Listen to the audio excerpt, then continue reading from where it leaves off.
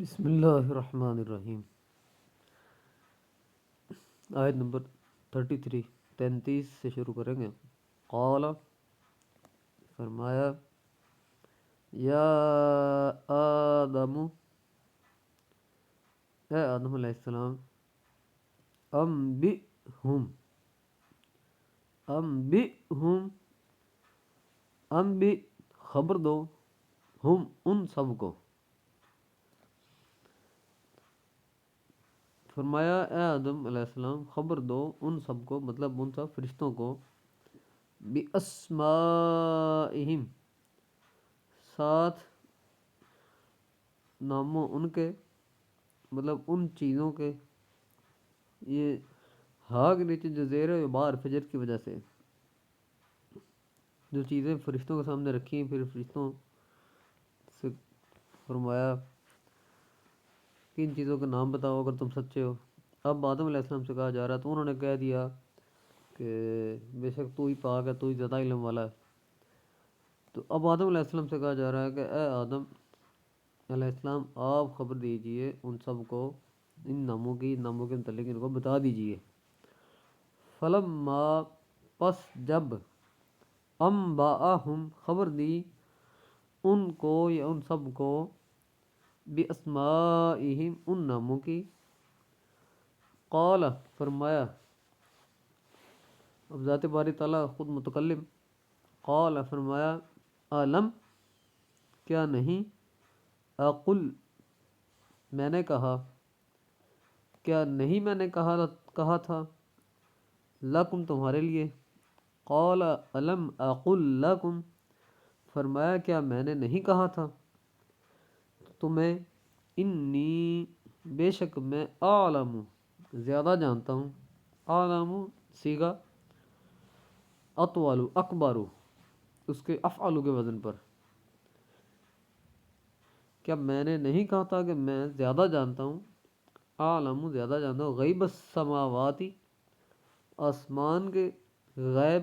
پوشیدہ چیزیں، والارضی اور زمین کی، زمین اور آسمان کے غیب میں زیادہ جانتا ہوں، کیا میں نے یہ نہیں کہا تھا، وَأَعْلَمُ اور زیادہ جانتا ہوں، ما تبدون جو تم ظاہر کرتے ہو، تبدون میں واو نون جمع کا صیغہ بتا رہا ہے، یہ تم سب ظاہر کرتے ہو، وما کنتم تکتمون اور جو تم سب تکتمون تم سب چھپاتے ہو، تکتمون میں بھی واو نون جو ہے جمع کا صیغہ، کاتما اس ایک شخص نے چھپایا، کاتما یکتم، تکتمون چھپانا، تم سب چھپاتے ہو۔ اب اس کا با محاورہ ترجمہ کریں گے ہم۔ فرمایا اے آدم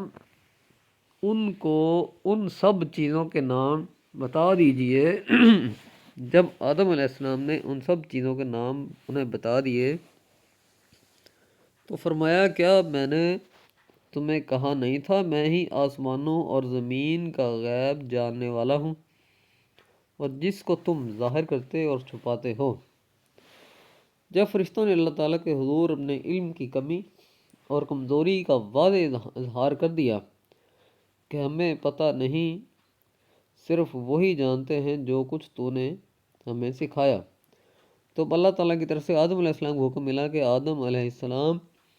تم انہیں ہر شے کے نام بتا دو۔ اس طریقہ سے اللہ تعالیٰ نے انہیں بتایا کہ آدم علیہ السلام کو صرف اختیار دے کر ہی دنیا میں نہیں بھیج رہا بلکہ علم بھی دے رہا ہوں کہ کام کرنے کے لیے علم بھی ضروری ہے۔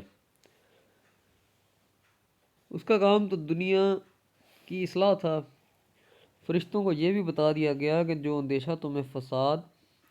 کا لگ رہا ہے وہ فساد کرے گا، خون ریزی کرے گا، تمہارا وہ اندیشہ غلط ہے، کہ اسے علم بھی دے رہا ہوں، اور اس کا یہ پہلو، یہ علمی پہلو اس کے فساد پر حاوی ہوگا، اگرچہ اس میں فساد کی خرابی بھی ہوگی مگر وہ بہت چھوٹی ہوگی، اور اصلاح کی خوبی اس سے کہیں زیادہ بڑی ہوگی۔ جب آدم علیہ السلام کو حکم دیا گیا کہ آدم تم ان چیزوں کا نام بتاؤ، تو انہوں نے فوراً سب کچھ بتا دیا۔ اس سے فرشتوں کو آدم علیہ السلام کے مقابلے میں اپنی کمزوری کا مزید علم ہو گیا۔ فرشتوں کو یہ علم اور خدائے ذوالجلال کی معرفت آدم علیہ السلام کے ذریعے سے ملی۔ یہاں یہ واضح ہو رہا ہے کہ فرشتوں کو نبی کے علمی مقام سے روشناس کرایا جا رہا ہے، جس سے وہ دم بخود ہیں۔ یہاں پر یہ بھی واضح ہو رہا ہے اللہ تعالیٰ نے آدم علیہ السلام کو فرشتوں کے سامنے اس کی عظیم علمی صفت کے ذریعے سے بلند و بالا فرما دیا۔ حالانکہ صفات تو اور بھی تھیں، مگر انبیاء علیہ السلام کے اندر صفت علم خصوصی طور پر دکھائی دیتی ہے۔ صدق اللہ العظیم، صدق رسولہ النبی الکریم الامین الرؤوف الرحیم۔